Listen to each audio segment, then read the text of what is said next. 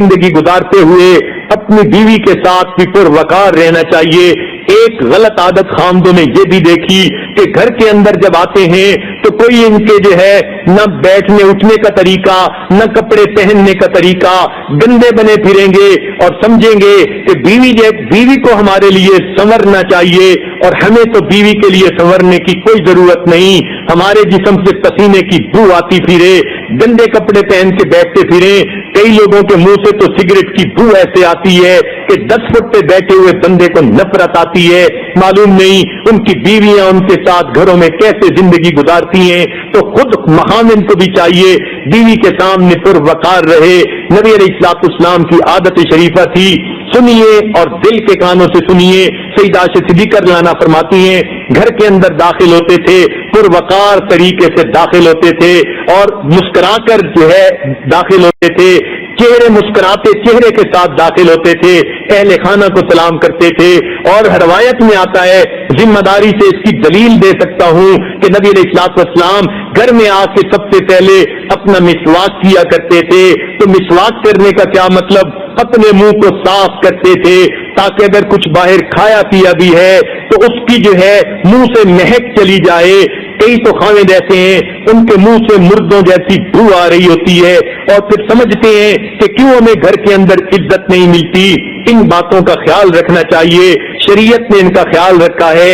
نبی علیہ الصلوۃ والسلام گھر تشریف لاتے تھے، آتے ہی اپنے جو ہے وضو فرماتے تھے، معلوم ہوا ہاتھوں کو صاف کیا، چہرے کو اپنے دھو لیا، منہ کو صاف کر لیا۔ اب انسان اگر کسی کے پاس بیٹھے گا بھی صحیح تو ذرا چہرے کے اوپر بھی تازگی ہوگی اور منہ سے بھی بو نہیں آئے گی۔ تو یہ طریقے ہیں اچھی زندگی گزارنے کے۔ دیکھنے میں چھوٹی چھوٹی باتیں ہیں مگر ان کی وجہ سے طبیعتوں کے اندر نفرتیں آ جاتی ہیں، لہذا اس بات کا بھی خیال رکھیے، بیوی کے سامنے پروقار رہنے کی کوشش کیجیے۔ آج تو گھروں کے اندر پروقار رہنے والا سلسلہ خامدوں نے بالکل ہی چھوڑ دیا۔ حکیم ترمذی رحمت اللہ علیہ کے بارے میں آتا ہے وہ اپنے گھر میں اپنی بیوی کے سامنے بھی ناک صاف نہیں کیا کرتے تھے، اس لیے کہ جب ایک ناک صاف کر رہا ہوتا ہے دوسرے کو عجیب سا لگتا ہے، نفرت سی ہو رہی ہوتی ہے، وہ بیوی کے سامنے بھی ناک صاف نہیں کرتے تھے تاکہ اس کے دل کے اندر کوئی ملال نہ آئے۔ تو وہ تو اپنی بیویوں کے ساتھ اتنا محبت اور پروقار رہتے تھے۔ آج گھروں میں ان چیزوں کا خیال نہیں رکھا جاتا، چنانچہ اپنی بیوی کی برائیاں ہر وقت کرنے کی بجائے کبھی اس کی تعریف کی اور پھر اس کی برائیوں کے بارے میں اس کو تنہائی میں سمجھایا کریں اور کہا کریں۔ ایک بات میں آپ سے کرنا چاہتا ہوں، آپ ذرا میری بات توجہ سے سننا اور یہ اصول میاں بیوی بنا لیں، جب خاوند بول رہا ہو تو بیوی سنے، جب بیوی بول رہی ہو تو خاوند سنے۔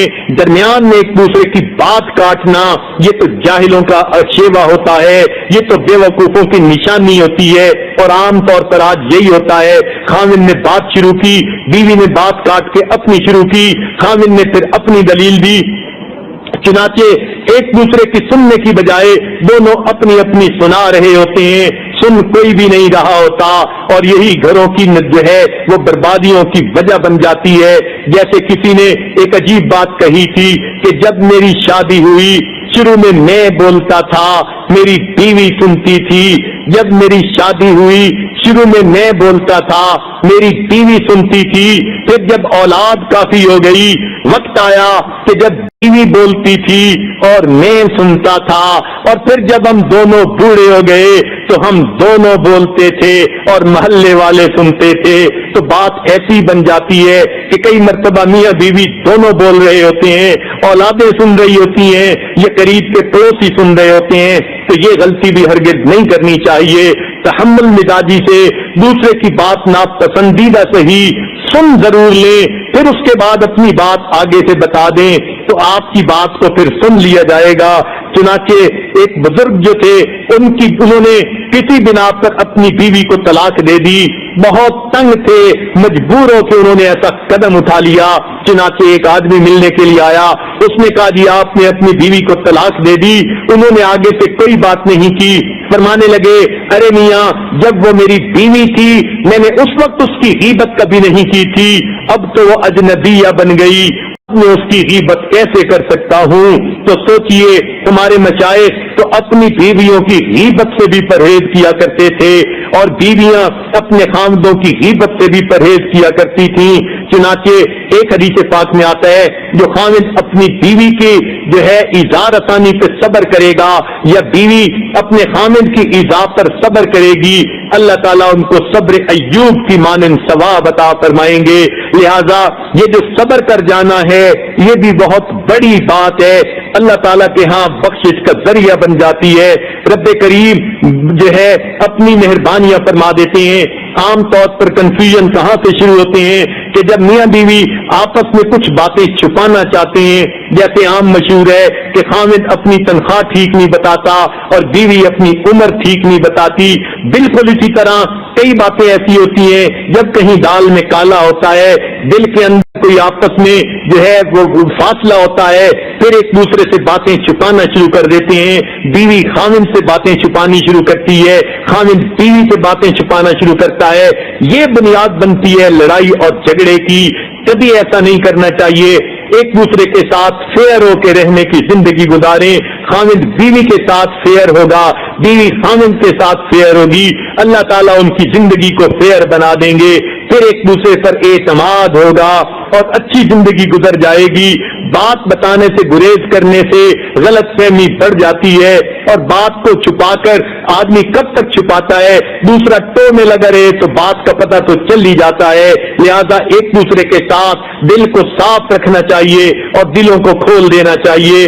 ایسا نہ ہو آدھی بات بتائی آدھی رکھ لی۔ وہ جیسے ایک لطیفہ مشہور ہے کہ کسی عورت نے آواز دھم سی سنی، اس نے دور سے پوچھا کہ کیا ہوا؟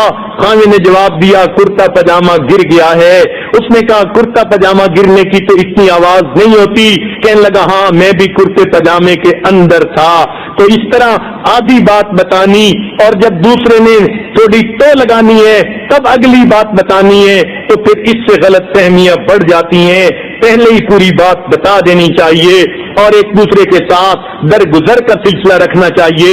جب انسان غیروں کو معاف کر دیتا ہے تو پھر اپنوں کو تو جلدی معاف کر دینا چاہیے، بلکہ خامد کو یہ سوچے اس بیوی نے میری خاطر اپنی جوانی جو ہے قربان کر دی، اپنا سب کچھ قربان کر کے میرے گھر کو اس نے آباد کیا، اب اس کو تو میں معاف ہی کر دوں گا، تو اس کی تو ہر غلطی کو اللہ کے لیے معاف کر دینا چاہیے۔ جب آپ اللہ کے لیے بیوی کو معاف کر دیں گے تو پھر دیکھنا اس کی برکت ہوگی۔ ہم نے تو سنا کہ ڈائن بھی ایک گھر کو معاف کر دیا کرتی ہے، لیکن آج کے خاوند اور کسی کو جو ہے کیا معاف کریں گے؟